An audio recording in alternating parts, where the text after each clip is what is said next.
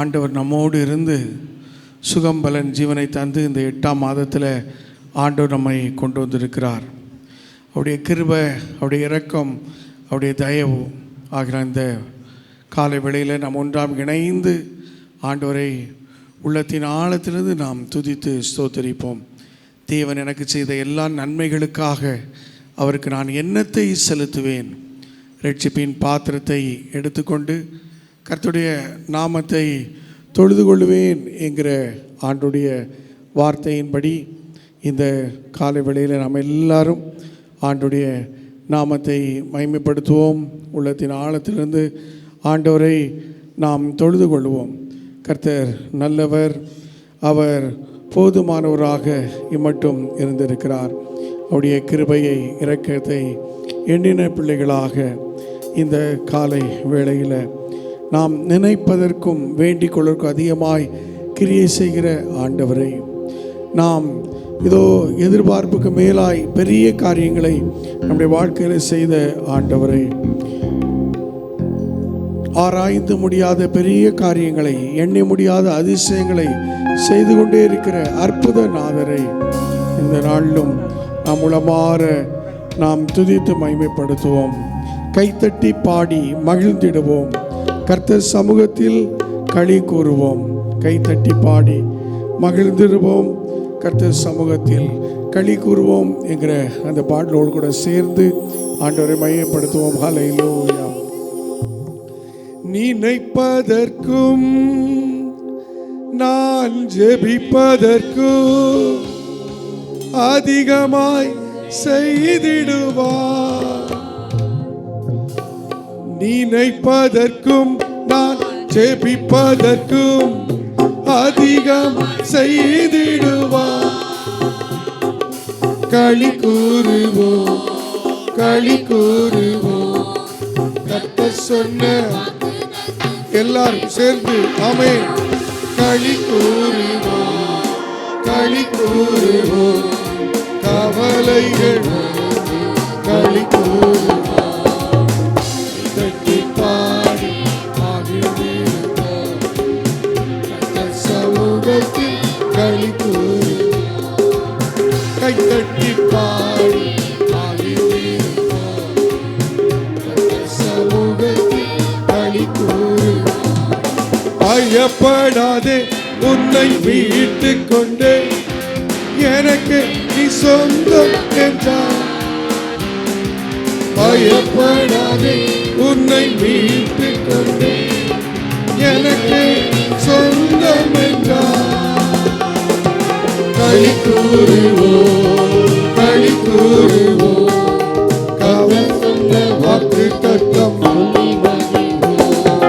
களி கூறுவோம், களி கூறுவோம்.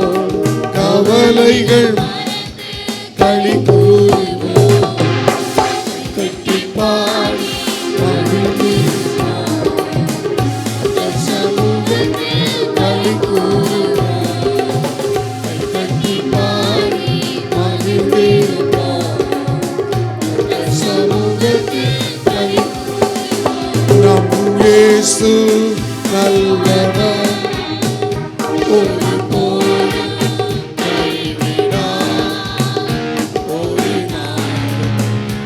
நல்லவர், நம் இயேசு நல்லவர், ஒருபோதும் கைவிடார், ஒரு நாளும் விலகிடார்.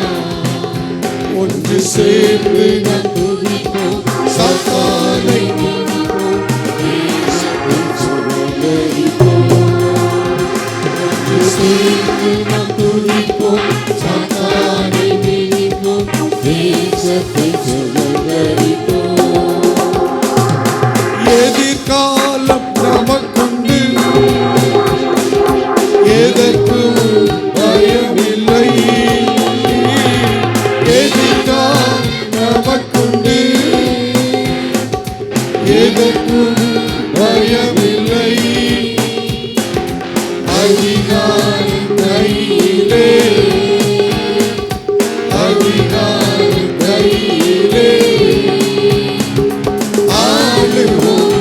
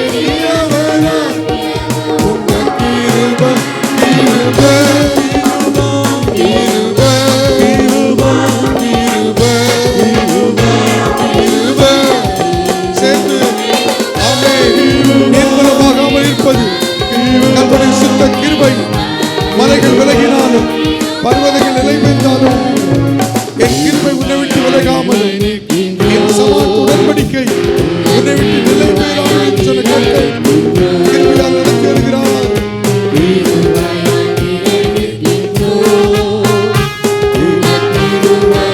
நீதிமானாய் மாற்றியது உங்க கிருபை நித்தியத்தில் சேர்ப்பது உங்க கிருபை. இயேசுவே உங்க கிருபை. ஆமென். உங்க கிருபை நித்தியத்தில் சேர்ப்பது உங்க கிருபை. கிருபை கிருபை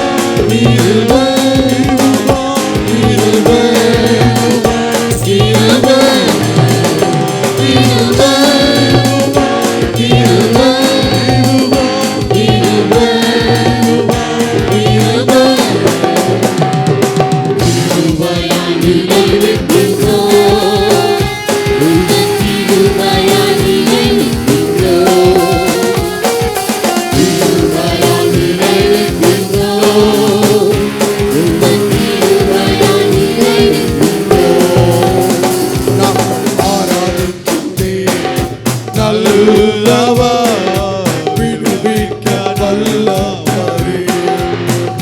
நாங்கள் ஆராதிக்கும் தேவன் நல்லவர், விடுவிக்க வல்லவரே.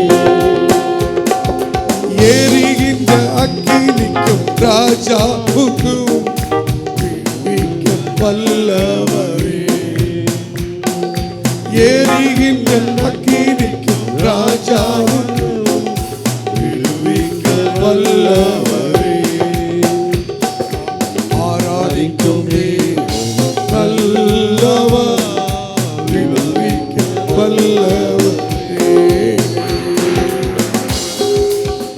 நீங்களும் நானும் ஆராதிக்கிற ஆண்டவர் விடுதலையின் தேவன். அல்லேலூயா.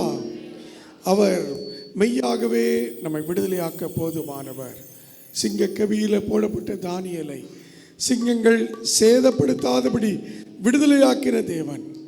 மீனின் வயிற்றுக்குள்ளே இருந்த யோனாவை 3 நாளும் மீன் சேதமாக்காதபடிக்கு அவரை விடுதலையாக்கின தேவன். இதோ 4 நாட்கள் மரித்து இதோ கல்லறையில் வைக்கப்பட்ட லாசருவை உயிரோடு எழுப்பி விடுதலை கொடுத்த ஆண்டவர். இதோ 400 விதவையின் மகனை உயிரோடு கூட எழுப்பி இதோ விடுதலை தந்த தேவன் நம் மத்தியிலே ஜீவனோடு இருக்கிறார். அல்லேலூயா. அவர் விடுதலையின் ஆண்டவர். குமாரன் உங்கள் விடுதலையாக்கினால் மெய்யாகவே விடுதலை ஆவீர்கள். கர்த்தரே ஆவியானவர். கர்த்தருடைய ஆவியானவர் எங்கே உண்டோ அங்கே விடுதலை உண்டு. ஆகினால் விடுதலையின் ஆவியானவர் நம்முடைய கண்கள் காணக்கூடாத ஒருவராய் நம்மத்திலே உலாவுகிறார்.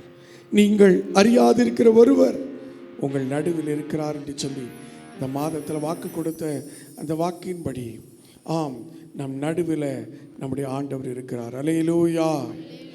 இதோ நான் அது நடுவில் இருப்பேன், அது அசையாது, அதிகாலையிலே அதற்கு சகாயம் பண்ணுவேன் என்று சொல்லி வாக்கு கொடுத்திருக்கிற ஆண்டவர் இந்த காலை வேளையில் அவர் நீங்களும் நானும் உறுதியான அசையாத ஒரு வாழ்க்கை வாழ அதிகாலையிலேயே காலையிலேயே நமக்கு சகாயம் பண்ணுகிறவராக இருக்கிறார். அந்த ஆண்டவரை எப்பொழுதும் நம்மோடு வைத்துக் கொள்வோம். அல்லேலூயா. அவரை எப்பொழுதும் நம்ம அருகிலே வைத்துக் கொள்வோம். நான் இன்னும் கிட்ட சேர வேண்டும் ஆண்டவரே, நான் இன்னும் கிட்ட சேர வேண்டும் தேவனே, நான் இன்னும் அண்டை நெருங்கி வர வேண்டும், எனக்கு உதவி செய்யும் என்று சொல்லி இந்த நாளிலும் கர்த்தருடைய பந்தியையும் ஆண்டவர் நமக்கு வைத்திருக்கிறார். இந்த பந்தியின் வழியாகும் உடைய சரீரத்தின் இரத்தத்தை பெற்று இன்னும் உம்மோடு இணைய வேண்டும். உடைய வார்த்தையை சற்று நேரத்தில் கேட்க போகிறோம். அந்த வார்த்தையில நம்மோடு இணைய வேண்டும். அப்பா, நீர் எங்களோடு இடைபடும் என்று சொல்லி ஆண்டு நோக்கி பார்ப்போமா? யாக்கோபை போல் போகும் பாதையில் போலே பார்த்து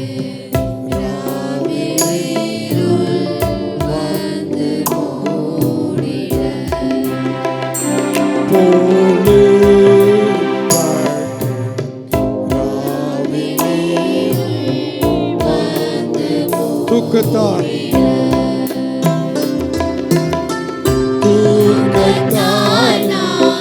கல்லில் சாய்ந்து தூங்கினாலும் என் கனாவில் தூக்கத்தால் கல்லில் சாய்ந்து தூங்கினாலும் என் கனாவில் நோக்கி உம்மை தேடிச் செல்வேன்.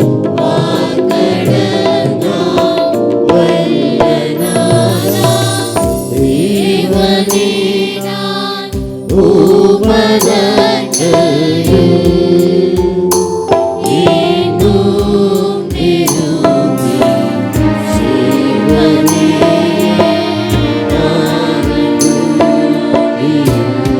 மரத்துக்கேறும் படிகள் போலவே என் பாதை தோன்ற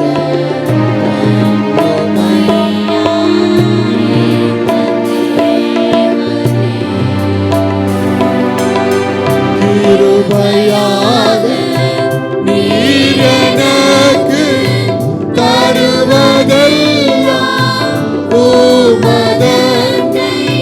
கிருபையாக நீர் எனக்கு தருவதெல்லாம் உமதன்னை.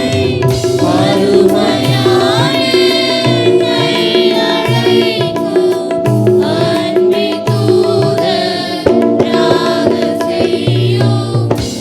தேவனே நான் உமதன்னையும்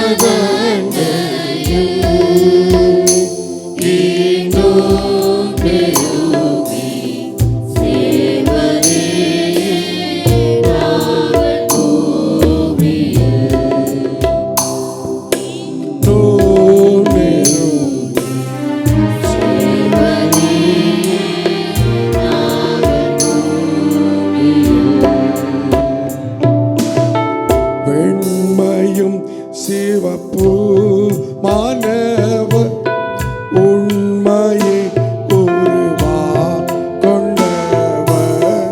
வெண்மையும் சிவப்பு மாணவர் உண்மையை உருவா கொண்டவர்.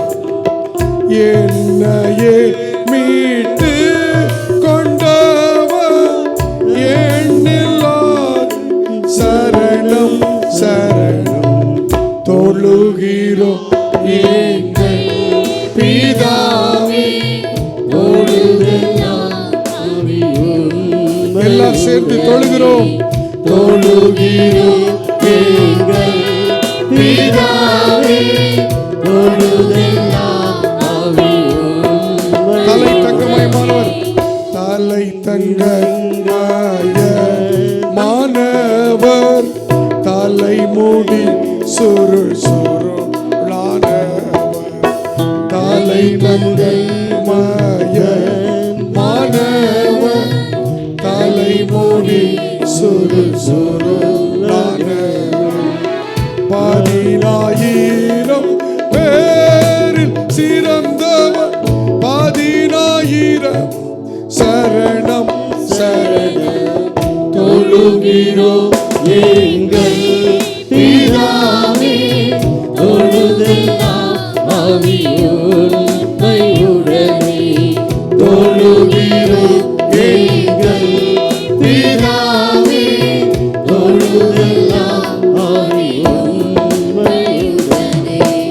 தீரண்ட ஆஸ்தி உயர்ந்த கல் செல்வாக்கு இருப்பினும் தீரண்ட ஆசி உயர்ந்த கல்வி செல்வாக்கு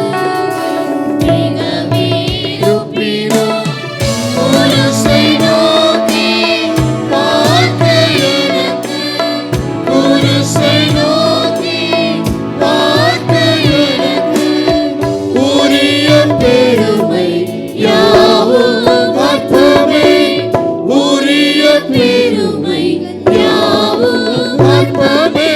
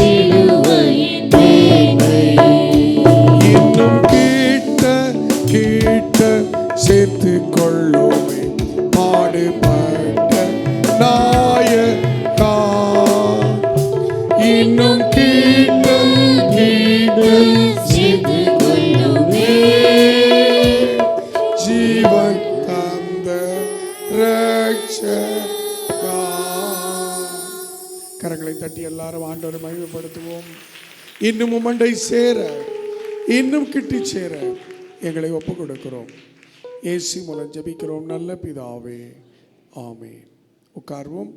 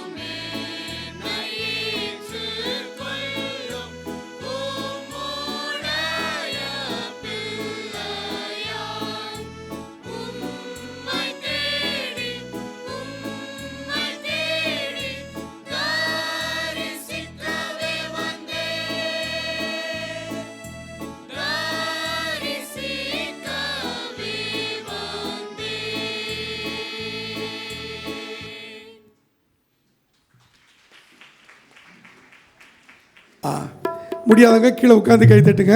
எல்லாம் கை தட்டுங்க. இப்போ ஆண்டவருக்கு மகிமையாக கர்த்தர் அருமையான ஐயாவுடைய ஊழியங்களை தொடர்ந்து ஆசீர்வதிப்பார். மிக்க நன்றி. உட்காருங்க. நேரடியாக நாம் கர்த்தருடைய வார்த்தைக்கு நேராய் கடந்து செல்வோம்.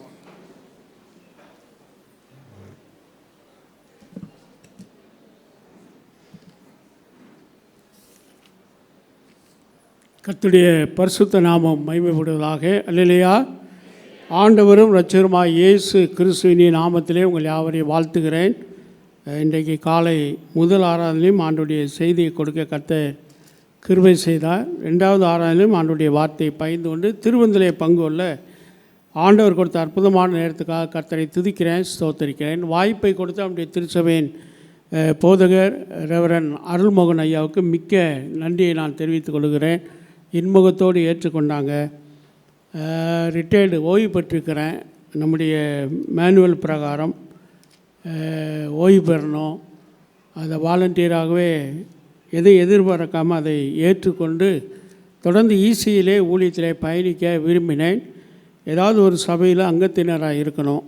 நான் பையனுக்கு கல்யாணம் வரும், ஓலையெல்லாம் வாசிக்க ஒரு சர்ச்சு இருக்கணும். அது மதுரவாயில் என்பது மிகவும் சந்தோஷமானது. ஏற்கனவே நான் 2 வருஷம் ஆண்டவருடைய பணியை செய்திருக்கிறேன். 2005ஆம் ஆண்டு பிஹெச்டி முடிச்சுட்டு நேர இங்கே தான் மதுரவாயில் சபையின் பொறுப்பை தான் எடுத்தேன். 2005ஆம் ஆண்டு மே மாதம் டாக்டர் பாலியங்கிச்சோ அவருடைய பிரதான ஜெபமலையில் 7 நாள் உபவாசம் வந்து ஜெபிக்கிறேன். 5ஆவது நாள் ஒரு ஃபோன் வந்தது. அது வேறு யாரும் அல்ல, தந்தை பேராயருடைய ஃபோன். கேட்டாங்க, எங்கே இருக்கே தம்பி, என்ன பண்ணுறேன்னு. நான் பிஹெச்டி கொரியாவில் படிக்க நல்லா தெரியும். இருந்தாலும் அவங்க எப்போயுமே ஒரு நகைச்சுவையோடு கேட்பாங்க, நான் கொரியாவில் இருக்கேன் இல்லையா, படிக்க அப்படியா, என்ன பண்ணுறீங்க, ஜெபமெல்லாம் பண்ணுறீங்களா, உபவாசம் அப்படியா, சரி எப்போ முடிப்பீங்க, அந்த 7 நாள் முடிச்சிடுறேன், எப்போ வாரீங்க, வந்துடுவேயா, எந்த சர்ச் வேணும், எங்கள் வீடு, நாங்கள் நெற்குன்றத்தில் வீடு யானை. அவங்க வாயிலேருந்து வந்து மதுரை வாயில் எடுத்துக்கோங்க, பெரிய சபை, ஒரு புது சபை கட்டு நாங்கள் போங்க அப்படின்னாங்க. அவங்க கொடுத்த அப்பாயின்மெண்ட்டு, அது தெய்வீக குரலாக தேவனுடைய உடன்படிக்கையாக ஏற்றுக்கொண்டு மதுரை வாயிலில் வந்தேன். 5 வருஷம் முடிக்க முன்னாலே துரத்தப்படலை, ஆனால் ப்ரொமோஷனில் போனேன். இந்த சபையிலேருந்து தான் பிரின்ஸ்பால் ப்ரொமோஷன். ஒரு 15 வருஷம் கேம்பஸில், செமினரி கேம்பஸில் தங்கினேன். 13 வருஷம் பிரின்ஸ்பலாக இருந்து நூற்றுக்கணக்கான ஊழியர்களை உருவாக்குவ பொறுப்பை கர்த்தர் கொடுத்தார். அதைத் தொடர்ந்து கோயம்புத்தூர் நீலகிரி பேராயர், எனக்காகவே உருவாக்கப்பட்டு பேராயர், எதிர்பாராமல் நினைப்பதற்கும் வேண்டிக் கொள்வதற்கும் அதிகமாய் வல்லமையாய் கிரியை செய்கிற வாக்கியத்தின்படி பிரதம பேராயர் பதவி 4 ஆண்டுகளுக்கு மேலாக அதை பொறுப்பேற்று நடத்தி மேனுவல் சட்டத்தின் பிரகாரம் ஓய்வு பெற்றிருக்கிறேன். ஊழியக்காரனுக்கு ஓய்வு இல்லை, தொடர்ந்து ஊழியம் செய்யலாம், பயணிக்கலாம். அதனால் யாபேஸ், இங்கிலீஷில் ஜேபஸ் ப்ரேயர் லிங்க் இன்டர்நேஷ்னல் அப்படின்னு ஒரு ஜெப ஊழியத்தை மோட்டிவேட் பண்ண வாஞ்சையோடு இருக்கிறேன். அதற்காக ஜெபித்து கொள்ளுங்கள். அதனால் மதுரை வாயிலில் எனக்கு ஒவ்வொரு மாதம் முதல் வாரம் அல்லது முதல் நாள் வர ஆண்டவர் கிருபை செய்வார். அனுமதித்த ஏற்றுக்கொண்ட ஐயா அவர்களுக்கு மீண்டும் நன்றியை தெரிவிக்கிறேன். பேராயிரம் மாவட்டத்திலையும் பேசுகிறேன், மதுரை வாயிலுக்கு தான் போகலான் இருக்கேன். போங்க, தாராளம் போங்க, அங்கே ஆண்டோடைய ஊழியத்தை ஐயாவோடு சேர்ந்து செய்யுங்க. இல்லை நான் ஒரு மெம்பராகவே இருக்கிறேம்மா அப்படின்னு சொல்லிட்டு வந்தேன். மிக்க நன்றி, கொடுத்த வரவேற்புக்கு மிக்க மகிழ்ச்சி. இதுதான் முதலும் கடைசியுமாக இருக்கு. நான் ஒரு மெம்பர் தான், ஏன்னா வரவேற்பெல்லாம் வேண்டாம். உங்களில் ஒருவன் ஆண்டோடைய ஊழியத்தை இங்கே மெம்பராக இருந்து தொடர ஆசை. எனக்கு பல சபைகளில் அழைப்பு வந்திருக்குது. மாதத்தில் 3 வாரம் வெளியில் போய் நம்ம சபைகளில் பிரசங்கம் பண்ணுவேன். கர்த்தர் கொடுத்த நல்ல ஈவுகளுக்காக நன்றி செலுத்துகிறேன். வரவேற்காக நன்றி. அன்பு போதகருக்காக அப்படியே நல்ல அன்பு பாசம் என் மேலே வைத்துக்கிற கரிசனை. இருவரும் உட்காந்து 1 மணி நேரம் பேசுவோம், அடிக்கடி சந்திப்போம். நல்ல ஒரு ஊழியரை கர்த்தர் கொடுத்துக்க. அப்படி ஊழிய நாட்களில் திருச்சபை நல்ல வளர்வதற்காக கிருபையில், தேவ கிருபை விசுவாசத்திலும் எண்ணிக்கையிலும் வளர்வதற்காக கர்த்தர் நடிச்சு இன்னும் ஆண்டவர் மென்மேலும் உயர்த்துவார். வழியில் மூப்பர்களுக்காக நன்றி, கொடுத்த வரவேற்புக்காக மிக்க மகிழ்ச்சி. கர்த்தர் உங்களை ஆசீர்வதிப்பாராக. ஜெபம் செய்வோம். நல்ல பிதாவே, இந்த காலை வேளையில் உடைய சமூகத்திலே உடைய வார்த்தைக்காக காத்திருக்கிறோம். ஜீவனுள்ள வார்த்தை, ஜீவ தேவனிடத்து புறப்படுகிற வார்த்தை. மனுஷர்களாகிய நாங்கள் ஒரு கருவி, ஒரு பாத்திரம். உடைய பரிசுத்தாவின் அபிஷேகத்தினால் வல்லமையினால் நிரப்பி இந்த பாத்திரத்தை எல்லாம் வந்திருக்கிற கருவி பாத்திரங்களுக்கு ஒரு நல்ல பாத்திரமாக எடுத்து பயன்படுத்தும். ஆசீர்வதியும் உடைய கிருபை தாங்கட்டும், பிரசன்னம் கூட இருக்கட்டும். இயேசு கிறிஸ்து இன்ப நாமத்திலே ஜெபிக்கிறோம் நல்ல பிதாவே, ஆமேன். இந்த முதல் ஆராதனையில் சங்கீதம் 85 12ஆம் வசனத்திலிருந்து கர்த்தர் நன்மையானதை தருவார் என்ற தலைப்பில் ஒரு 4 காரியங்களை குறித்து பேசினேன். அது தொய்ந்து போகாத நன்மை, தொந்தரவில்லாத நன்மை, சுரந்து வருகிற நன்மை, தொடர்ச்சியாக வருகிற நன்மை என்று பேசினேன். இன்றைக்கு மீண்டுமாக இந்த காலை வேளை புலம்பல் 3:31 வாசிங்க பார்க்கலாம். 3ஆம் அதிகாரம் 31ஆம் வசனம். ஆண்டவர் என்றென்றைக்கும் கைவிட மாட்டார். கர்த்தர் நன்மையானதை தருவார். தேசம், நம்முடைய தேசம் பலனை தரும் என்ற வேத வாக்கியத்தின் தொடர்ச்சியாக கைவிடாத கர்த்தர், கர்த்தர் என்றென்றைக்கும் கைவிட மாட்டார். அது ஒரு நன்மை தான்.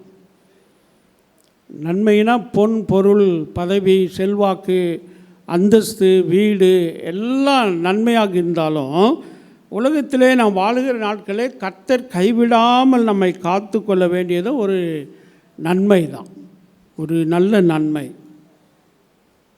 ஆண்டவர் என்றென்றைக்கும் கைவிட மாட்டார். புலம்புகிறார் எரேமியா. கைவிடப்பட்ட நிலையில் இருந்த அவர் சின்ன பையனாக இருக்கும்போதே கர்த்தருடைய ஊழியத்திற்காக அழைக்கப்பட்டவர்.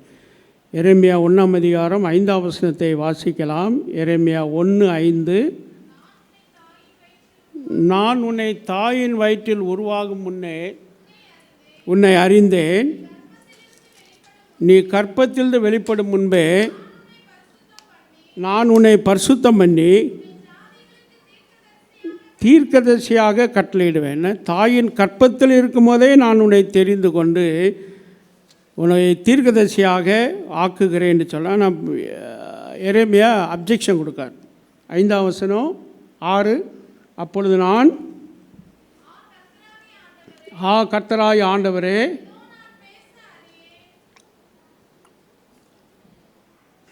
இதோ நான் பேச அறியேன். சிறு பிள்ளையாய் அப்ஜெக்ஷன் கொடுக்குறார். தன்னுடைய சூழ்நிலையை சொல்ல, நான் சின்ன பையன், பேச தெரியாது, நான் குழந்த இல்லை, ஏதோ ஒரு வேலை சொன்னால் அப்படி தான் சொல்லுவான், நான் சின்ன பையன், நான் இப்போ தான் சர்ச்சுக்கு வந்திருக்கேன், நான் குழந்த அப்படின்னு சொல்லுவான். ஆனால் மற்ற எல்லா வேலையும் செய்வாங்க. சர்ச்சில் கொடுக்குற வேலைக்கு குழந்தம்பாங்க, சின்ன பையன்பாங்க, தகுதி இல்லைம்பாங்க, மற்ற எல்லா வேலையும் செஞ்சிருவாங்க. அவன் தன் சூழ்நிலையை சொல்கிறான். ஆண்டவர் சொல்கிறார், சிறு பிள்ளை நீ சொல்லாத, உன்னை அனுப்புகிற எல்லாரிடத்திலும் நீ போய் உனக்கு நான் சொல்லுவதை சொல்லு, நான் கட்டளையிடுவதை சொல், நான் சொல்ல செய்வதை செய். கர்த்தர் சொல்ல செய்வதை செய்தால் நமக்கு மிகுந்த ஆசீர்வாதம். அப்போ தான் எழுதுகிறார், கர்த்தர் என்றென்றையும் கைவிட மாட்டான். 22 நாம் நிர்மூலமாகாமல் இருப்பது, 22 பைபிளில் 3:22 நிர்மூலமாகாமல் இருப்பது கர்த்தருடைய கிருபை, அப்படி இரக்கங்களுக்கு முடிவில்லை, காலைதோறும் புதியவை. ஃப்ரெஷ், அப்படியே ஒரு ஃப்ரெஷ் காஃபி காலையில் எழுந்திரிச்சோன்னே வாயை கூட கழுவாமல் உள்ளே ஊற்றுனா என்ன இதமாக இருக்கும். பல்லு விளக்கிட்டால் டேஸ்ட் போயிடும்னா பெட் காஃபிம்பாங்க. அப்படி எந்திரிச்சோன்னே பெட்டில் உட்காந்து குடிக்க தான் பெட் காஃபி, ஃப்ரெஷ்ஷாக இருக்கணும். புரு வாசனை அப்படியே கமலிக்கணும்னா. ஊட்டி தேயிலை, ஊட்டி காஃபி பவுடர், கொடைக்கானல் காஃபியெல்லாம் சூப்பராக இருக்கும். இந்த கொரியாவில் அந்த காலத்தில் சோறாக்கி 10 பிடிச்சிடல 10ம்பாங்க. என்ன ஊரில் இந்த கம்மை சோளம் அதெல்லாம் ஆக்கினா கீழே 10 பிடிச்சிடும், கருப்பத்தும்பாங்க. அதை வாங்கி ரொம்ப டேஸ்ட்டாக சாப்பிடும். கொரியாவில் அப்படி அரிசியினுடைய தீஞ்சு போன 10 தண்ணியை ஊற்றி அதை ஒரு டேஸ்ட்டாக குடித்தவங்க இன்றைக்கி பார்த்தா சாப்பிட்டோன்னா காஃபி ஷாப் போய் இந்த 2 வாரம் காஃபியும் டீயும் குடித்தே சுகர் ஏறிடுச்சு. வேறு வழியில் வாங்கி கொடுக்குறாங்க. என்ன பண்ணுன்னு சாப்பிட்டோன்னா அங்கே தான் போகிறாங்க. 5001 கொரியனில் 300 ரூபா ஒரு காப்பி, 300 ரூபா. 3 தடவை குடித்தானா 1000 ரூபா. அந்த சாப்பிட்டோன்னா குடிக்காமல எல்லா சர்ச்சிலையும் இந்த சர்ச்சு வீதம் ஒரு காஃபி ஷாப் இருக்கும். காஃபி போகிறதுக்கு ஒரு இடம், உட்காந்து ஸ்நாக்ஸ்லாம் வச்சுருப்பாங்க. சர்வீஸுக்கு வந்து முன்னால் போய் காஃபி குடிச்சுப்பான். இப்போ சர்வீஸ் முடித்த பிறகு கூட்டமாக நண்பர்களாக உட்காந்து அரட்டை அடிச்சுட்டு குடிக்கிறான் ஃப்ரெஷ் காஃபி. அது ஒரு இதமாக இருக்குது, ஒரு நட்பை வளர்க்குது, ஒரு பேசு இருக்குது, அதை குடிச்சிக்கிட்டே பேசலாம்னு சொல்லி சொல்கிறான். கிருபை இருக்குது பாருங்கள், கிருபை காலைதோறும் புதியவைகள். காலையில் மட்டும் புதியவைன்னு சொல்லலை, காலையில் மட்டும் புதுசுன்னா அன்றைக்கி முடிஞ்சு போச்சு, அதுக்கு பிறகு அந்த கிருபை இல்லை. ஆனால் வேதம் என்ன சொல்லுது, காலைதோறும் புதியவைகள். No expiry date. தெரியுமா எக்ஸ்பைரி டேட்னா? செத்து போயிடும் நாள். தின்பண்டங்கள்லாம் போட்டிருப்பான் பாக்கெட்டில், மேனுஃபேக்சரிங் டேட், எக்ஸ்பைரி டேட். மாத்திரை மருந்தில் போட்டிருப்பாங்க, கூல்ட்ரிங்க்ஸில் போட்டிருப்பான், இவ்வளோ நாள் தான் பயன்படும். ப்ரெட்டில் எக்ஸ்பைரி டேட் ஆனதை சாப்பிட்டா நம்ம எக்ஸ்பைரி பயப்படாதீங்கன்னு, எக்ஸ்பைரி ஆக மாட்டோம். ரொம்ப கவனமாக சாப்பிட்டோம்னா உயிரோட இருப்போம். எக்ஸ்பைரி டேட் ஆனதை சாப்பிட்டா வயிற்றில் ஏதாவது கோளாறு ஏற்பட்டுரும். இது உலக பிரகாரம் பொருட்களுக்கு மேனுஃபேக்சரிங் டேட், எக்ஸ்பைரி டேட். அதை செஞ்ச நாள் எவ்வளோ நாள் பயன்படுத்தலாம். ஆனால் கிருபையை சொல்கிறார், அது காலைதோறும் புதிய வேல் என்று சொல்லுகிறார். இந்த எரேமியா சொல்கிறார். சொல்லிட்டு தான் அந்த கிருபையினாலே நாம் என்றென்றைக்கோ கைவிடப்பட மாட்டோம். கர்த்தர் என்றென்றைக்கோ கைவிட மாட்டார். அல்லேலூயா. பக்கத்தில் கைப்பிடி சொல்லும் பார்க்கலாம், கர்த்தர் என்றென்றைக்கும் கைவிட மாட்டார். பக்கத்தில் கைப்பிடிச்சு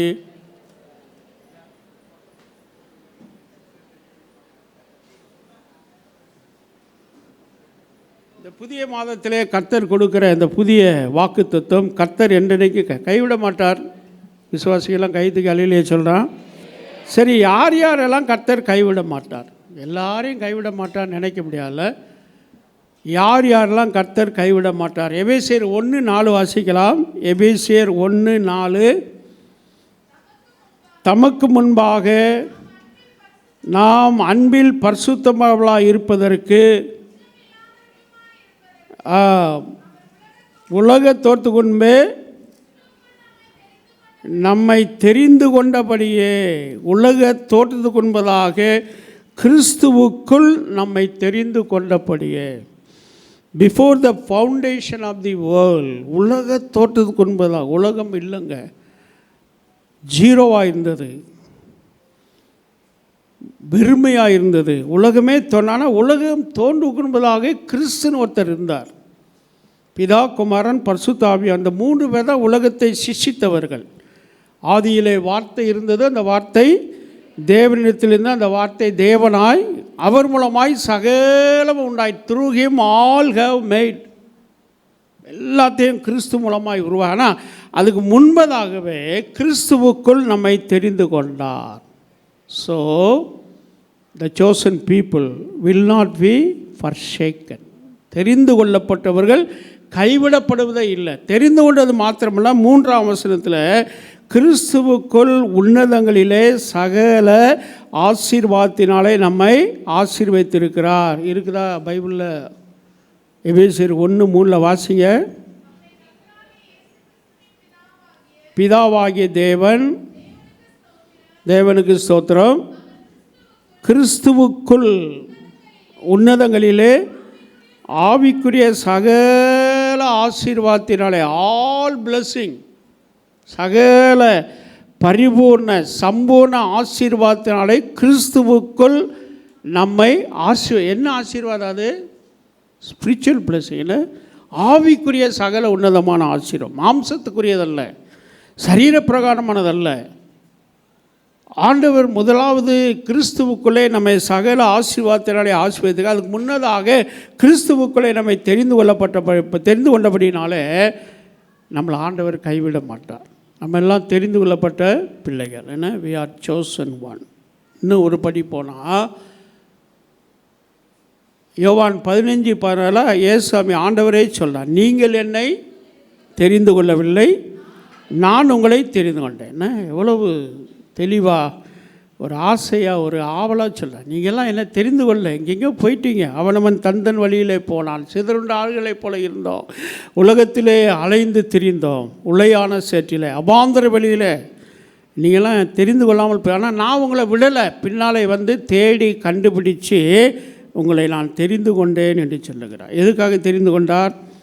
நீங்கள் கனிகள் கொடுக்கும்படிக்கு, எண்ணில் நிலைத்திருக்கும்படிக்கு உங்களை அதான் யோவான் 15 முழுவதும் அவர் திராட்சை செடி, நாம் திராட்சை கொடிகள்.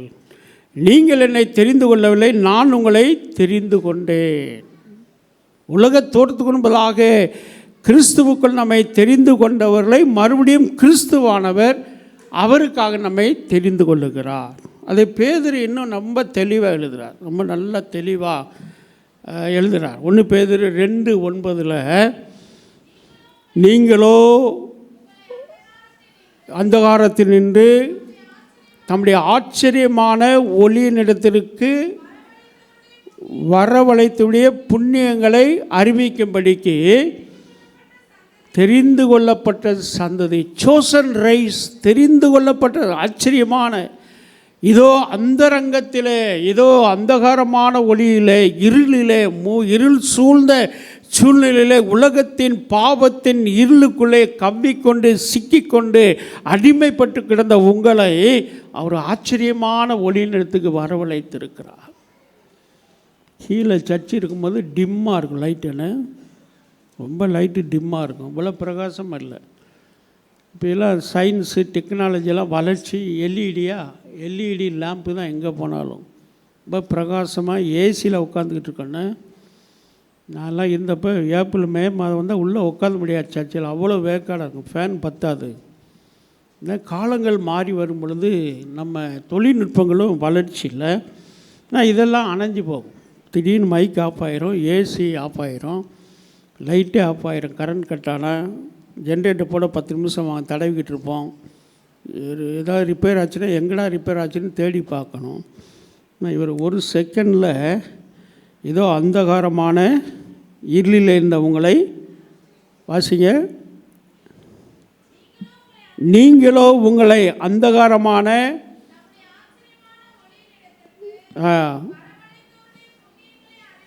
வரவழைத்துடைய புண்ணியங்களை அறிவிக்கும்படிக்கு தெரிந்து கொள்ளப்பட்ட ராஜரீக ஆசாரிய கூட்டம்.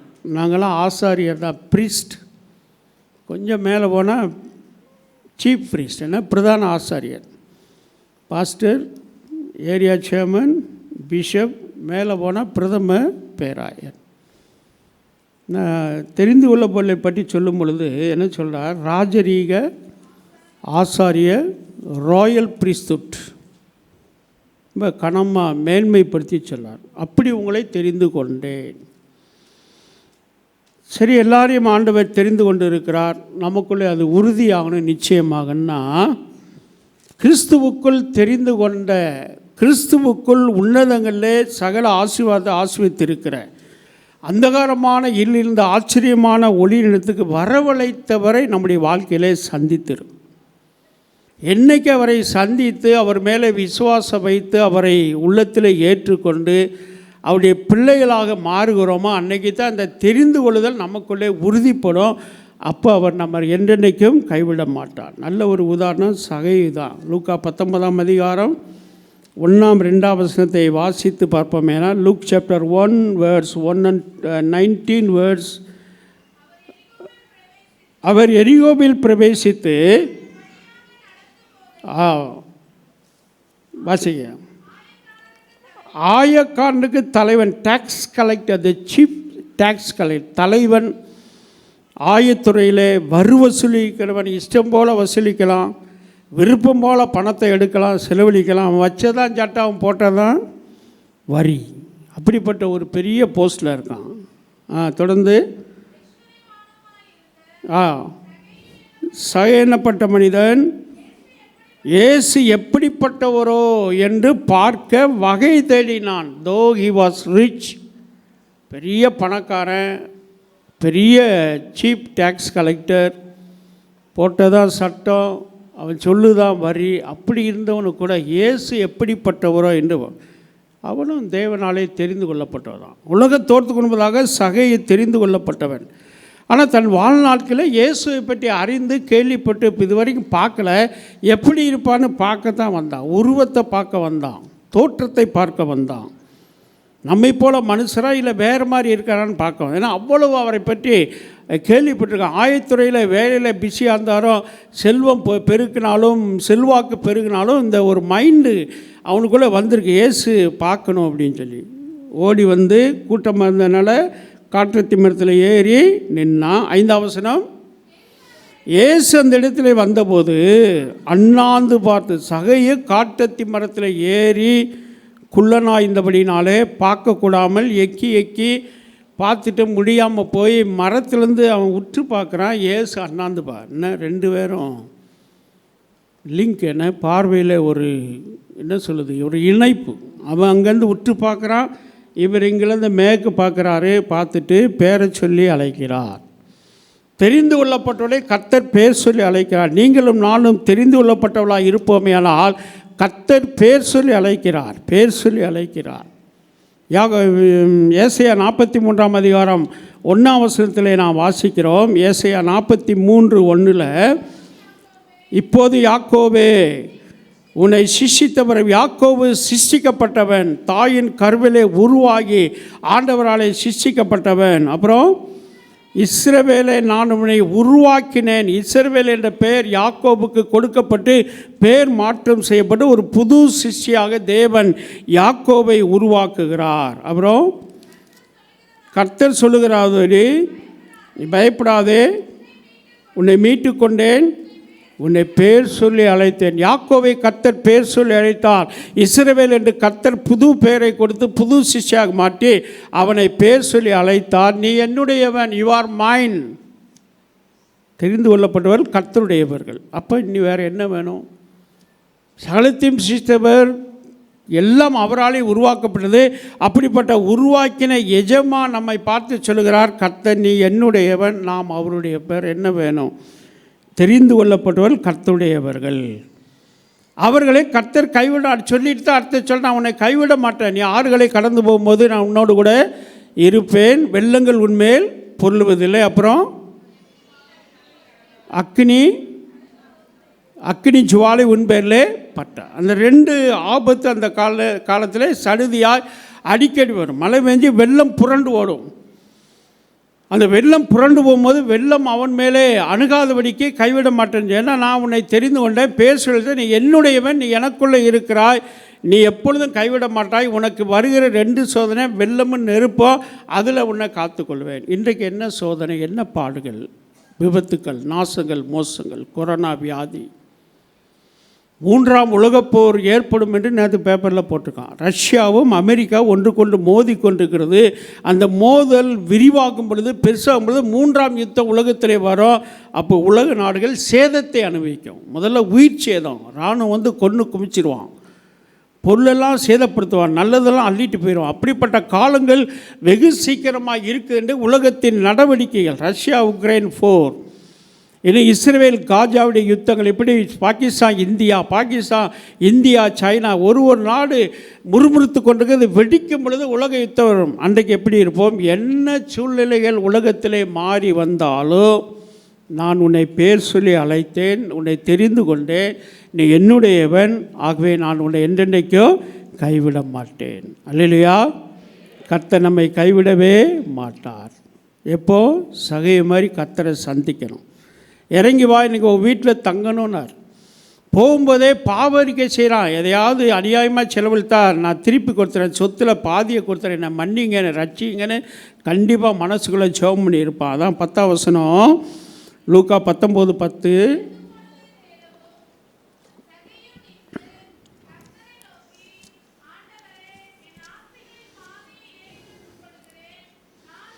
அடுத்த வசனம், இன்றைக்கு இந்த வீட்டுக்கு ரட்சிப்பு வந்து, இவனும் இன்றைக்கு இந்த வீட்டுக்கு ரட்சிப்பு வந்தோன்னே பொதுவாக ஆண்டவர் ரட்சிப்போடு நிறுத்தவில்லை. இவன் தெரிந்து கொள்ளப்பட்டவன், உலக தோற்று கொண்டதாக கிறிஸ்துவுக்குள்ளே தெரிந்து கொண்டவன், ஆபிரகாமுடைய சந்ததி.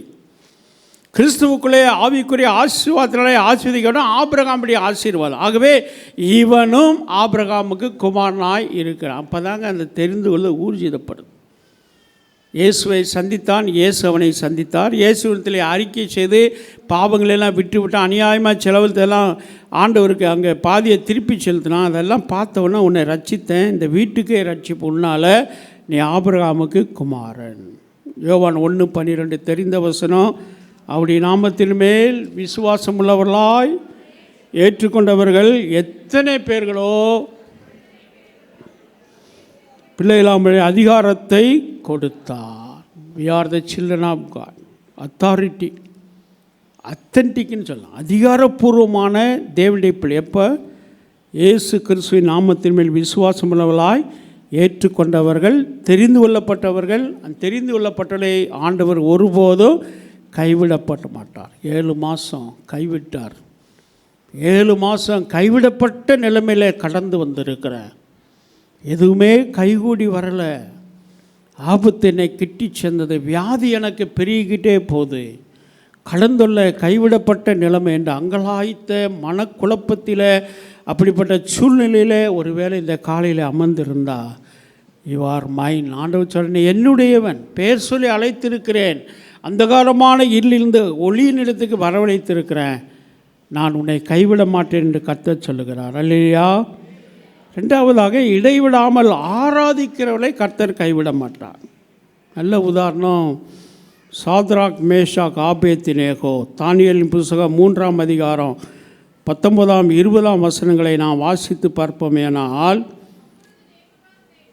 அப்பொழுது நேபுகாத்நேச்சார்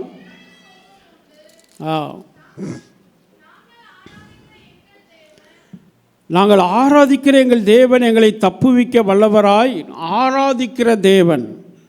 அப்புறம் எரிகிற அக்கினி சுவாலைக்கும் நீங்களாக்கிவிடு. ஆண்டவர் எங்களை கைவிடவே வேணா, நாங்கள் எப்பொழுதும் அவரை ஆராதித்து கொண்டே இருக்கிறோம். இடைவிடாமல் ஆராதிக்கிறவர்கள். சிலையை வணங்க சொன்னபோது நாங்கள் ஆராதிப்போம், சிலையை வணங்க மாட்டோம். ஒரு வைராக்கியம், ஒரு பக்தி, ஒரு விசுவாசம், தேவன் பேரில் ஒரு பெரிய மகத்துவமான ஒரு நம்பிக்கை அது இருக்கிறபடினாலே அவர் எங்களை கைவிட மாட்டார். ஏன்னா அவர் எங்களுக்கு ப்ராமிஸ் பண்ணிருக்கிறார், என்றென்று கைவிட மாட்டேன்னு சொல்லியிருக்கிறார். நாங்கள் நிர்மூலமாக கர்த்தருடைய கிருபை எங்களை நல்ல தீயில தூக்கப்பட்டாலும் அந்த கிருபை புதுசாக இருக்கு, எங்களை தாங்கும் என்ற ஒரு நிச்சயத்தில் சொல்கிறாங்க. அடுத்த வசனம் தான் ரொம்ப ரொம்ப ரொம்ப அருமையான வசனம். விடுவிக்காமல் போனாலும், இப் நாட், நாங்கள் நம்முடைய தேவனுக்கு, உம்முடைய தேவனுக்கு ஆராதனை செய்வதும் இல்லை, நெருத்தின பொற்சிலையை பணிந்து கொள்ளவும் இல்லை. உமக்கு தெரிந்திருக்க லார்ட் இன்னும் யாரும் தைரியமாக சொல்ல முடியுமா? கோர்ட்டில் எஸ் லார்ட்னு போடுவாங்க. உங்களுக்கு தெரியப்படுத்துகிறோம் எங்கள் க்ரைம், எங்களுடைய வாதத்தை தெரியப்படுத்துகிறோம். எஸ் லார்ட் ரொம்ப மதிப்பு கொடுத்து அப்படியே தங்களை தாழ்த்தி சொல்லுவோம். இங்கே இவன் சொல்லுவோம், ஓ லார்ட் ராஜாவே உமக்கு தெரிந்து இருக்கட்டும், அவர் எங்களை என்றென்னைக்கு கைவிட மாட்டான்னு சொல்லியிருக்காரு. நாங்கள் ஆராதிக்க தேவன் எங்களை விட்டு கைவிட மாட்டார். அப்படி கைவிடாமல் போனாலும், கைவிட்டுட்டாலும், தீயில தூக்கி போட்டாலும் நாங்கள் யாரைத்தான் ஆராதிப்போம்? எங்கள் தேவனைத்தான் இடைவிடாத ஆராதி. ஆபத்து வரும் பொழுது, வியாதி வரும் பொழுது, நோய் வரும் பொழுது, கடந்தொல்லை வரும் பொழுது, கஷ்டம் வரும் பொழுது, ஃபெயிலாகும் பொழுது, வேலை கிடைக்காம இன்டர்வியூவில் ஃபெயில் ஆனாலும், எல்லாமே எதிர்மறையாக வந்தாலும், நான் ஆராதிக்கிற தேவன் உண்மையுள்ள தேவன், அவரை இடைவிடாமல் ஆராதிப்பேன். எந்த சூழ்நிலையும் என்னுடைய விசுவாசத்தின் நம்பிக்கையும் ஆவிக்குரிய வாழ்க்கையில பின்வாங்கி போகவே மாட்டேன். நான் செத்தாலும் ஆராதிக்கத்தான் செய்வேன் என்று வைராக்கியமாய் சொன்னபடினாலே அவங்க செத்து போனாங்களா? எந்த வசனம் காப்பாற்றப்பட்ட வசனம்? நல்ல வசனம் வாசிங்க, நீங்களே வாசிங்க பார்க்கலாம். 3ஆம் அதிகாரத்தில் வாசிக்கலாம். 22 ராஜாவின் கட்டளை கடுமையாக இருந்தபடியினால், மிகவும் சூடாக்கப்பட்டிருந்தபடியினால், அக்கினி ஜுவாலையை சாத்ராக் மேஷாக் என்பவர்களை புருஷரை கொன்று போட்டது. என்ன வித்தியாசமாக நடக்குதுன்னு. இடைவிடாமல் ஆராதிக்கிற தேவன் கைவிட மாட்டார். கடுப்பாயிட்டார் ராஜா, வெகுண்டு எழுந்திருக்கிறார், மூர்க்கமாக இருக்கிறார், கோபம். இந்த 3 சின்ன பையன், டீனேஜ் வாலிபங்களோட டீனேஜுங்க 3 பேர், எபிரேய இந்த யூத வாலிபர்கள், இளம் வாலிபர்கள், எருசலேமிலிருந்து கைதியாக இங்கே ராஜாவிடத்தில் கொண்டு வரப்பட்டவர். ராஜா அரண்மனையில் அடிமையாக கிடக்கிறான். எந்த இடத்துக்கு போனாலும், வெளிநாட்டுக்கு போனாலும், எங்கே போனாலும் என் தேவனைத்தான் நான் ஆராதி, உம்முடைய தேவன் என்னுடைய தேவன். நகோமிட்ட ரூத்து சொல்கிறான். மோவாப்பை விட்டு எருசலேமுக்கு வரும்போது, உன் சொந்தக்காரன் என் சொந்தக்காரன், உன் குடும்பம் என் குடும்பம் நிறுத்தலை, உம்முடைய தேவன் என்னுடைய தேவன். இவங்க சொல்கிறாங்க. அவ்வளோ கடுமையாக்கினவன், தூக்கி கொண்டு போனவன் செத்து போயிட்டான். இவங்க இன்னொருத்தரோட 4 பேராக அக்கினி சுவாலை நடுவில் விழுந்தபோது 4 பேராக, அதை ராஜா தான் பார்த்து சொல்கிறான். நம்ம 3 பேர் தானே தூக்கி போட்டோம். 25 வசனம், அதற்கு அவன், இதோ 4 பேராய் விடுதலையாய் அக்கினி நடுவிலே உலாவுகிறதை காண்கிறேன், ஒரு சேதம் இல்லை. 4ஆம் ஆளின் சாயல் தேவபுத்தனுக்கு ஒப்பாக இருக்கிறது என்றார். அல்லேலூயா. The 4th one, 4வது தேவ சாயலுக்கு ஒப்பா. தேவனே இறங்கி வந்து அந்த 3 பேரோட அக்கினி சுவாலையில் இருக்கும் பொழுது, நீ என்னுடையவன் அப்படின்னு அவர் அப்படியே அந்த பிரசனத்தை சாத்ராக் மேஷாக் ஆபேத்நேகோவுக்கு அப்படியே அந்த பிரசனத்தை கொண்டு வந்த போது ராஜாவுடைய கண்களில் எல்லாம் தெரிஞ்சது. 3 பேரை தூக்கப்பட்ட 4 பேர், அதில் அந்த 4வது மனுஷன் தேவ சாயலாக இருக்கிறானே என்றான். இதெல்லாம் அந்த உன்னதமான பாதுகாப்பு, பராமரிப்பு, அக்கினி சுவாலை அவங்களை கொளுத்தாமல், தீண்டாமல், அவங்கள பொசிக்கு போடாமல் இருந்த காரணம், நாங்கள் இடைவிடாமல் ஆராதிக்கிற தேவன். உம்முடைய தேவனை ஆராதிக்க மாட்டோம், நீ செய்த பொற்சிலையை வணங்க மாட்டோம், நாங்கள் அவரைத்தான் வணங்குவோன்னு சொன்னபோது கர்த்தர் கைவிடாமல் காத்து கொண்டார் என்று சொல்லி நாம் ஹட்சன் டெய்லர், இன்லேண்ட் சைனா மிஷனுடைய ஸ்தாபகர். அவர் அமெரிக்காவிலிருந்து சைனாவுக்கு ஊழியத்துக்காக புறப்பட்டு போகிறார். அவர் போகிற படகு நல்ல நடுக்கடலை போன போது அங்கே காற்றினுடைய அசைவு இல்லை. அப்படி காற்றுடைய அசைவு இல்லைன்னா அந்த போட் வந்து அப்படியே போகிற பக்கம் போனால் அது போய் சேர வேண்டிய இடம் ஒரு சின்ன தீவு. அந்த தீவில் நரபட்சினி, மனுஷனை சாப்பிடுகிற அப்படிப்பட்ட ராட்சசர்கள் வாழ்கிற இடம். ஆகவே இந்த போட்டு, இந்த சின்ன படகு அப்படியே காற்று இல்லாதபடினாலே அவர்களால் அதை இயக்க முடியவில்லை. அது அப்படியே தன் வழியிலே போகிற அந்த தீவில் போய் சிக்கிக்கொள்வோம். அங்கே ராட்சச பிரபிகள் நம்மை கொன்று தின்னு விடுவார்கள் என்று மாலுமி வந்து ஐயப்பட்டு பயப்பட்டு என்ன செய்யலாம்னு யோசித்த போது இங்கே ஒரு தேவ மனுஷன் இருக்கிறார், இந்த ரூமில் இருக்கிறார், அவர்கிட்ட போய் ஜெபம் பண்ண சொல்லுங்கள், அவர் ஜெபம் பண்ணால் நம்ம காப்பாற்றப்படுவோம் என்று சிலர் மாலுமிக்கு ஆலோசனை கொடுத்தபடினாலே அவர் வந்து ஹட்சன் டெய்லருடைய கதவை தட்டி, ரூம் கதவை தட்டி, இந்த சூழ்நிலை இருக்கிறோம், நம்ம சீக்கிரமாக தீவில் போயிடுவோம், அங்கே நம்ம எல்லாம் பிடிச்சி உயிரோடு வெட்டி சாப்பிட்ருவாங்க, நரபட்சினி மாம்சம் சாப்பிட்றவங்க பயமுறுத்தி சொன்னபோது சொன்னார், okay I will pray you go அப்படின்ட்டார். நான் ஜெபம் பண்ண போயிட்டான். போன உடனே இவர் முழங்கால் பண்ணிவிட்டு ஹட்சன் டெய்லர் ஜெபம் பண்ணிக்கிட்டே இருக்கார். தன்னுடைய அறையில் 45 மினிட்ஸ் 40 நிமிஷம் ஜெபம் பண்ணிட்டார். தொடர்ந்து ஜெபம் பண்ணிட்டு இருக்கும்போது மாலுமி வந்து கதவை தட்டினார். திறந்தபோது stop your prayer, now we have win. நமக்கு காற்று அடிக்கிற அந்த இயற்கை வந்து விட்டது, உன்னுடைய ஜெபத்தை நிறுத்தி விடலாம், இப்போ நம்ம போகிற டெஸ்டினேஷனுக்கு அழகாக போய் சேரலாம் சொல்லி நல்ல தைரியம் மூர்த்த வார்த்தையை சொன்னார். ஸ்டாப் யுவர் ப்ரேயர், நீங்கள் பண்ண ஜெபம் போதும், கர்த்தர் என்றென்றைக்கும் கைவிடவே மாட்டார். நம்முடைய பிரயாணத்தில் புயல்கள், நம்முடைய பிரயாணத்தில் காற்றுகள், நம்முடைய பிரயாணத்தில் எதிர்ப்புகள், நம்முடைய பிரயாணத்தில் பிரச்சனைகள், நம்முடைய வாழ்வை நோக்கி சென்று இருக்கிற லட்சியத்தில் வருகிற இடையூறுகள், தடைகள் எல்லாவற்றிலும் கைவிடாமல் காக்க இடைவிடாமல் ஆராதிங்க. அதான் தாவீது சொல்கிறார், அந்தி சந்தி மத்தியான வேளையிலோ கர்த்தரை நோக்கி நான் முறையிடுவேன், விண்ணப்பம் பண்ணுவேன், தியானிப்பேன். தானியேல் 3 முறை தான் செய்து வருகிற வழக்கத்தின்படி எருசலேம் நேராக பலகணிகளை திறந்திருக்க எருசலேம் நோக்கி ஜெபம் பண்ணான். 3 முறை ஹேபிச்சுவல் ப்ரேயர், வழக்கமான ஜெபம், புது ஜெபம் அல்ல. மரண சாசனம் சிங்கக்கவையில் போட்டுன்னு சொன்னவனே ஸ்தோத்திரம் பண்ணி ஜெபம் பண்ணார், விடுவிக்கப்பட்டார். கர்த்தர் என்றென்றைக்கும் கைவிடவே மாட்டார் என்று சொல்லி நாம் பார்க்கிறோம். கீழ்ப்படியுள்ளே கர்த்தர் கைவிட மாட்டார். லூக்கா 5ஆம் அதிகாரம் 5ஆம் வசனத்தை நாம் வாசித்து பார்ப்போமேனால், லூக்கா 5:5,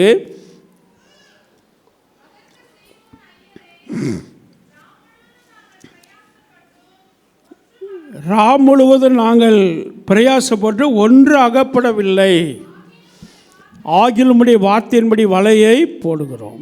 முதல் நாள் நைட்டு வலை போட்டு மீன் பிடிக்க ஒன்றுமே கிடைக்கலை.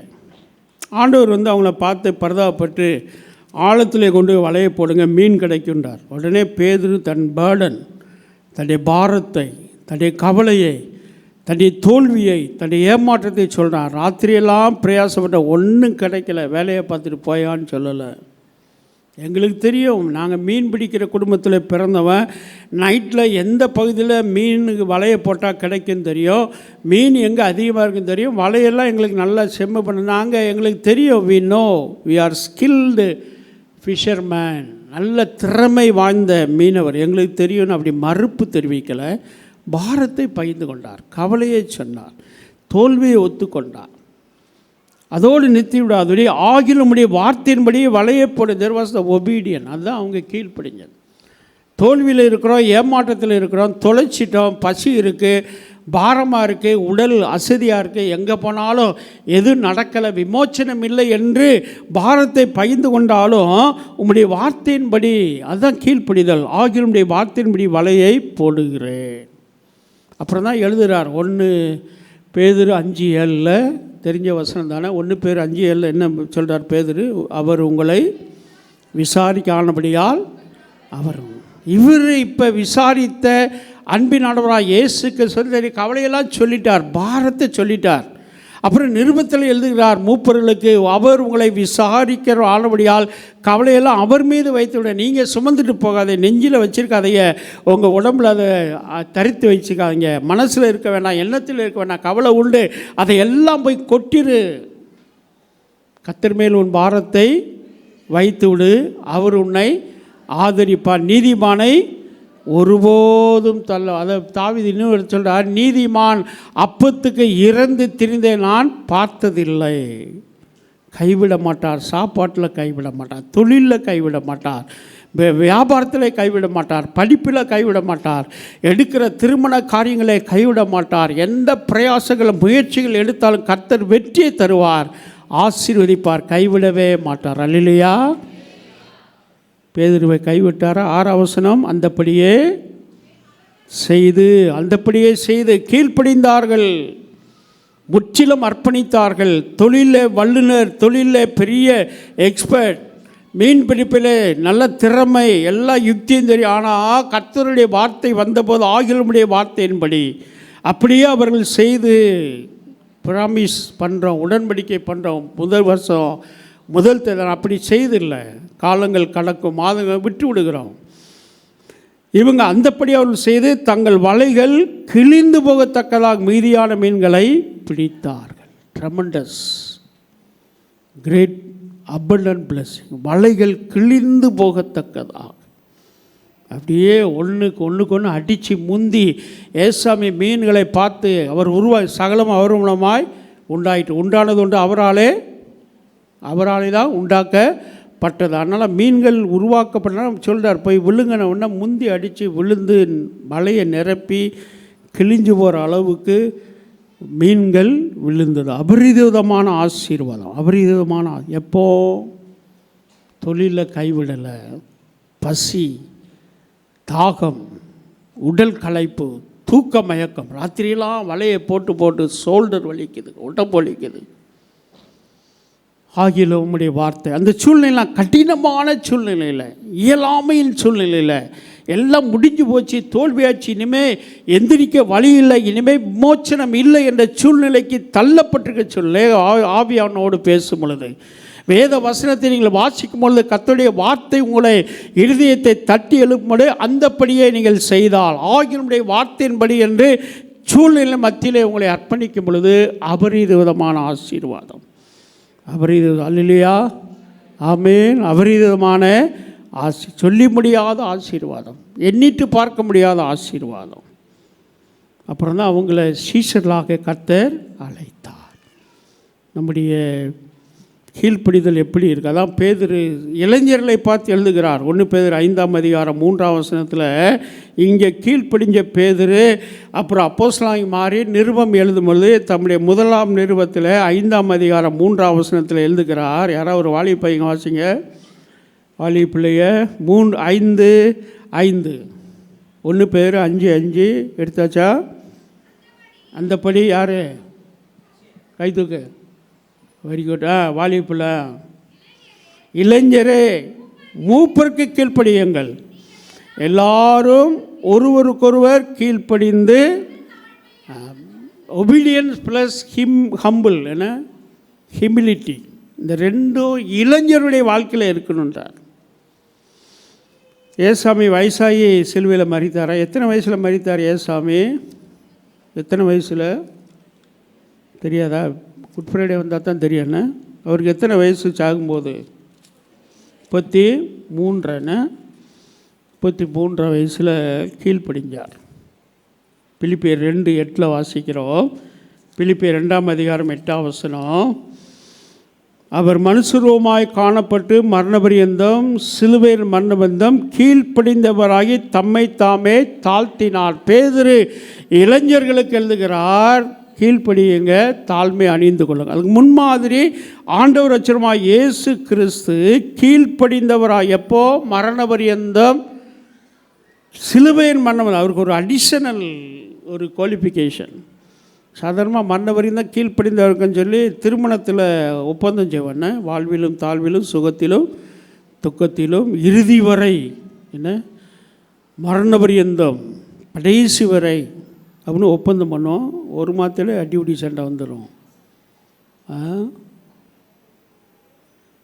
ஏசாமி மரணபரியந்தம். அப்புறம் சிலுவையின் மரணம் தெரியல, சிலுவையின் மரணம், அந்த கேடுகள், வலி, வேதனை, ரத்தம், செந்நீர், அதை தாங்க முடியாமல் தான் வியாழக்கிழமை ராத்திரி போய் ஜெபம் பண்ணுறார். கெத்செமனே இந்த பாத்திரம் என்னை விட்டு நீங்க கூடுமானால் நீங்கட்டும், ஆனாலும் உம்முடைய சித்தன்னு ஒப்புக்கொடு. எனக்கு சிலுவையை தாங்க முடியாத வேதனை வரும் ஆண்டவரே, ஈஸியாக எடுத்து போட்டால் சிலுவை இல்லாமல் ரட்சிப்பு ஏதாவது வழியில் வரனா உருவாக்கு, அந்த இதில் தான் சொல்லிவிட்டு தாங்கக்கூடாத பாரம்னு அறிந்து அறிக்கை பண்ணிவிட்டு, ஆனால் உம்முடைய சித்தன் ஒப்பு கொடுத்து சிலுவைக்கு போயிட்டார். மரண பரியந்தம், சிலுவையின் மரண பரியந்தம். என்னடா குடும்பம் அடி மேலே அடி விழுகுதே, பாரம் மேலே பாரம் விழுகுதே, தாங்க முடியாத சுமக்க முடியாத பாரமாக இருக்குதுன்னு சொல்லி அநேக நேரங்களில் மனம் குன்றி குனிந்து போகிறோம். விசுவாச வாழ்க்கையில் அந்த சிலுவையின் மரண பரியந்தம் இயேசு கிறிஸ்து கீழ்ப்படிந்தவரை தம்மை தாமே தாழ்த்தினவர். நாம் அப்படி இருக்கும் பொழுது அவர் அன்றைக்கும் கைவிட மாட்டார், சூழ்நிலைகளை கைவிட மாட்டார். நல்ல ஒரு, அதனால் தேவன் எல்லாவற்றுக்கும் மேலாக அவரை உயர்த்தி, எவ்வளோ அற்புதமான ஒரு குணம். கீழ்ப்படிந்த தம்மை தாமே இளைஞர்களே மூப்பருக்கு கீழ்ப்படிங்க, தாழ்மையை அணிந்து கொள்ளுங்க. எய்த்து பேசாதீங்க மூப்பர்களை, பாஸ்டரை எய்த்து பேசாதீங்க, என்ன பெற்றோரை எய்த்து பேசாதீங்க. இளைஞர்களை கீழ்ப்படிங்க, தாழ்மையாக இருங்க. தேவன் எல்லாவற்றுக்கும் மேலாக இயேசு கிறிஸ்துவை உயர்த்தும் போல உங்களை உயர்த்துவார். அல்லேலூயா. கடைசியா கொடுக்கிறவர்களை கர்த்தர் கைவிடவே மாட்டார். சுற்றி முற்றி கடைசியில் அங்கே தான் வாரன்னு நினைப்பீங்க. என்ன கொடுக்கணும், கிறிஸ்தவ ஈகை. நல்ல வசனம் காணிக்கை பற்றி கொரிந்தியரில் 9ஆம் அதிகாரத்தில் பார்க்காம சொல்லலாம். பாவிகளை ரட்சிக்கவா, உற்சாகமாய் கொடுக்கிறதிலே பிரியமா கொடுங்கன்றார். அப்போ சொல்ல கொடுங்கள், அப்பொழுது உங்களுக்கு கொடுக்க. வாங்கிறதை பார்க்கிலும் கொடுப்பது, வசனம்லாம் நல்லா தெரியுங்க, ஆனால் கொடுக்கத்தான் முடியலை. இருக்குது கொடுக்க. அடுத்த வாரம் ஹார்வெஸ்ட் ஃபெஸ்டிவல். நான் வந்தப்போ யோசித்தேன், சபையில் அங்கத்தினாக போகிறோம், நம்ம ஒரு மெம்பர் ஏதாவது செய்யணுமே. அதுக்குள்ளே ஐயாவே இன்ஸ்பிரேஷன் பண்ணாங்க.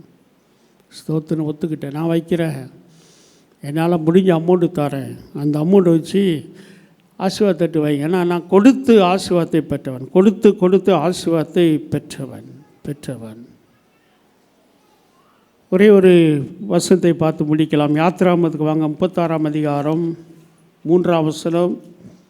யாத்ராமம் 36ஆம் அதிகாரம் 3ஆம் வசனம்.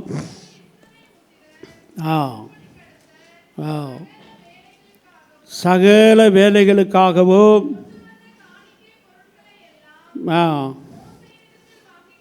மோசேனிடத்திலே வாங்கி ஜனங்கள்லாம் கொண்டு வந்து ஆசரிப்பு கூடார அந்த பணிக்காக மோசைகிட்ட கொடுங்க. மோசே அந்த கட்டுமான பணி இன்ஜினியர்கிட்டயோ அல்லது அங்கேருந்து பொறுப்பாளர்கிட்டயோ கொடுத்துருப்பார். அதோட விட்டுல. அப்புறம் இன்னும் ஜனங்கள் காலைதோறும் தங்களுக்கு இஷ்டமான காணிக்கையை அவனிடத்திலே கொண்டு வந்தார்கள். எப்போ கொண்டு வந்தாங்க? காலை. என்ன காணிக்கை? உற்சாகமாய் கொடுக்க வந்து தேவன் பிரியமாய். யாத்திராமத்தில் இஸ்ரவேல் ஜனங்க என்ன காணிக்கை கொடுத்தாங்க? 36:3 தங்களுக்கு இஷ்டமான காணிக்கையை எப்போ கொடுத்தாங்களாம்? காலைதோறும், எவ்ரிடே. காலைதோறும் புது கிருபை வேணுங்க, காலைதோறும் ஆசீர்வாதம் வேணுங்க, காலைதோறும் நன்மை வேணுங்க. ஆண்டவருடைய பாத்தில் காத்திருக்கிறோம், செபிக்கிறோம். இஷ்டமான காணிக்கை காலைதோறும் கொடுக்குறீங்களா? கோயில் திறந்தால் தானே போவோம். 1ஆம் தேதியே வரதில்லை, வாக்குத்தத்த ஆராதனைக்கே வரதில்லை. என்னைக்கு வாக்குத்தத்த ஆராதனைக்கு வந்து பிரவேசித்து உன் தசமபாகத்தை ஆண்டுடைய பாத்தில் சமர்ப்பிக்கிறீர்களோ அன்றைக்கு ஒரு பெரிய ஆசீர்வாதம். முதல் சண்டை தான் கொடுக்கணும் இல்லை, 1ஆம் தேதி அதுக்குன்னு ஒரு வாக்குத்தத்த ஆராதனை, திருவிந்த ஆராதனை. என் வாழ்நாள்லாம் 1ஆம் தேதி பிஷப்பான கூட நான் 1ஆம் தேதி அம்ஜிக்கல்ல சர்ச்சில் போய் தசமான காணிக்கையை வச்சுட்டு பிரசங்கம் பண்ணி கம்யூனியன் கொடுத்துட்டு வருவேன். தவறுனதே கிடையாது. வேறு எங்கே வெளியூர் ஊழியத்து போயிட்டால் ஃபஸ்ட் சண்டே அங்கே தான் போவேன், அங்கே கொடுத்துடுவேன். போன வாரம் இந்த 1ஆம் தேதி எங்கேயும் போகலை, புக் பண்ணல. திடீர்னு ஒரு போதகிட்ட ஃபோன் பண்ணி கேட்டேன், நான் 1ஆம் தேதி ஆலயத்துக்கு வராமல் இருக்க முடியாது, வரணுமேனா வாங்கன்னு சொல்லி போனார். 1ஆம் தேதி போய் பிரசங்கம் பண்ணேன்.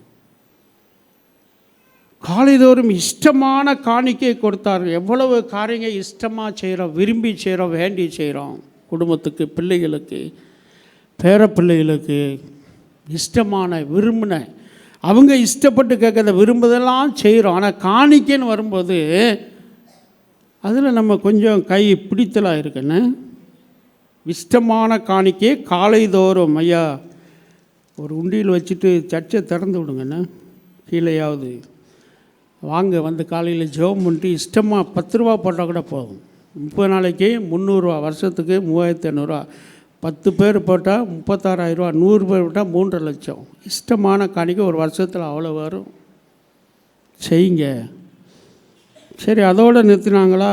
5ஆம் வசனம், மோசேயை நோக்கி செய்யும்படி கற்பித்த வேலைக்கு வேண்டிய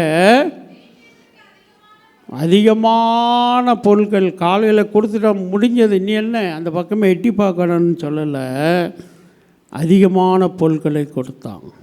அல்லேலூயா சொல்லுங்கள். இந்த ஆலயத்தை கட்ட அதிகமான பொருட்களை கொடுத்தீங்க. நான் கட்டலை, அடுத்து வந்து ஐயா கட்டினாங்க. அதிகமான பொருட்கள் கொடுத்துக்கிட்டே இருக்கிறாங்க. ஒரு கொஞ்சம் கம்பி வாங்கி கொடுத்தோட ஒரு ஆசீர்வாதம் வந்தோடனே மறுபடியும் ஒரு 10 மூட்டை சிமெண்ட்டை வாங்கி கொடுக்குறாங்க. சிமெண்ட் மூட்டை கொடுத்தோடனே அவர் 100 மடங்கு ஆசீர்வாதம் வந்தோடனே அப்புறம் செங்கலை லோடு இறக்குறாங்க. இதுதாங்க அதிகமான பொருள். அது ஏதாவது ஒரு அனுபவம் நம்முடைய வாழ்க்கையில் இருக்கா? யோசித்து பாருங்கள். சும்மா கிடக்கமையாக செஞ்சாங்க. அதனால ஆசரிப்பு கூடாரம் கட்டப்பட்டது. பலிபீடம் பலி செலுத்துவதற்கு ஆசரிப்பு கூடாரம் மோசே கற்பித்தபடி கட்டப்பட்ட தேவன் கொடுத்த ஆலோசனை. அதுக்கப்புறம் தான் அது வளரும் பொழுது தான் எருசலேமிலே தேவாலயத்தை கட்டுறாங்க. கிளை சபைக்கு அதிகமான பொருட்களை கொடுங்க. அதிகமான பொருட்களை ஜனங்கள் கொண்டு வருகிறாள் என்றால் மோசே திகைத்திருப்பார். நிறைய பொருள் வந்தால் எங்கடா வைக்கன்ட்டு.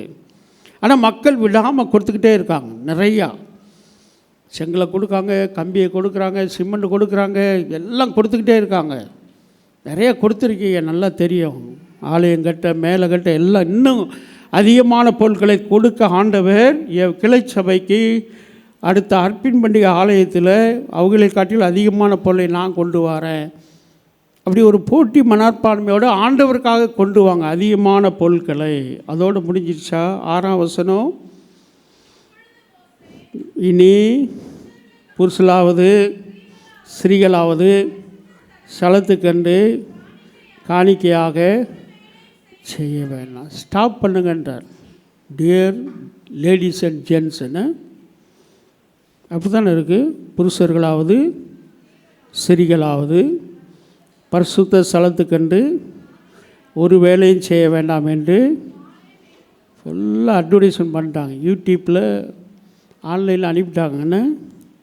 நீ ஒன்றும் செய்ய வேண்டாம். இவ்விதமாய் ஜனங்கள் நிறுத்தப்பட்டது. ஐயா ஒரு நாளைக்கு போன தூக்கி ஸ்டாப், கோயிலுக்கு வர முட்டுறாதீங்கன்னு, காணிக்கை போட முட்டுறாதீங்க. அந்த நிலைமைக்கு உங்களுடைய காணிக்கை சேகரிக்கப்பட வேண்டும். நிறைய ஊழியம் இருக்குது. ஐஎம்எம் ஊழியம் 4 லட்ச ரூபா ஒரு சர்ச்சு கட்டலாம், 3500 மிஷரியை தாங்கலாம், 700 ரூபா ஒரு பிள்ளைக்கு கொடுக்கலாம். 10 பிள்ளைகளை தாங்கி கொண்டு வந்த ரிட்டையர்டாக வந்துட்டிக்கும். மாதம் 700 ரூபாய், 7000 ரூபாய் ஆசீர்வாதமாக இருந்தது. ஆலயம் கட்டி கொடுத்தேன்.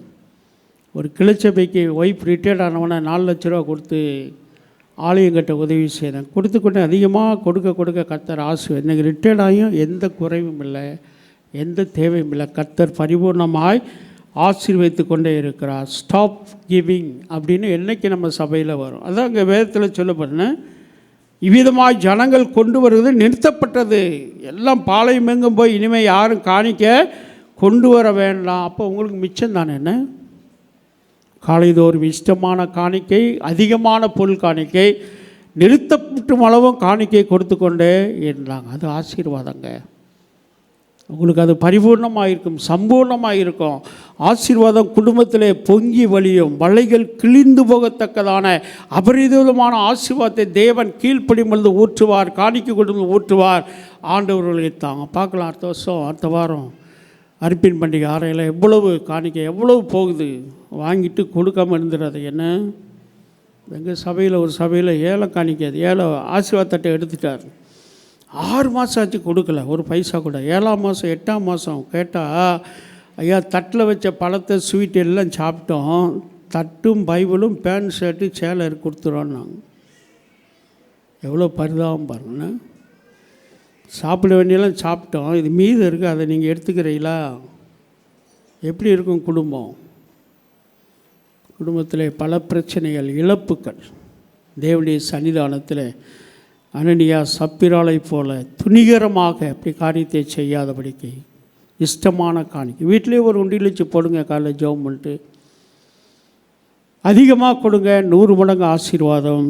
ஸ்டாப், போதும், நிறுத்துங்கன்னு சொல்கிற அளவுக்கு ஆண்டவர் கொடுக்க திராணியை கொடுத்து, திராணிக்கு தக்கதாக திராணிக்கு மிஞ்சியும் கொடுக்க மக்கதுனியா திருச்சபை, ஏழை திருச்சபை ஒரு உற்சாகமான முன் உதாரணமாக இந்த போல நம்முடைய மதுரவாயில் சபை சென்னை டயசிஸில் கொடுப்பதிலே உற்சாகமாக இருக்க கர்த்தர்களுக்கு கிருபையை கட்டளையிடுவார். யாரை கைவிட மாட்டார்? தெரிந்து கொள்ளப்பட்டவர்களை கர்த்தர் கைவிட மாட்டார். கீழ்ப்படிவுகளை கர்த்தர் கைவிடவே மாட்டார். கொடுக்கவில்லை கர்த்தர் கைவிடவே மாட்டார். நம்ம என்றென்று இந்த மாதம் முழுவதும் கைவிடாமல், இந்த ஆண்டு இறுதி வரை என்றென்று கைவிடாமல் கர்த்தர் காத்து வழிநடத்த ஜெபிப்போம், செயல்படுவோம். கர்த்தர் ஆசீர்வதிப்பார்.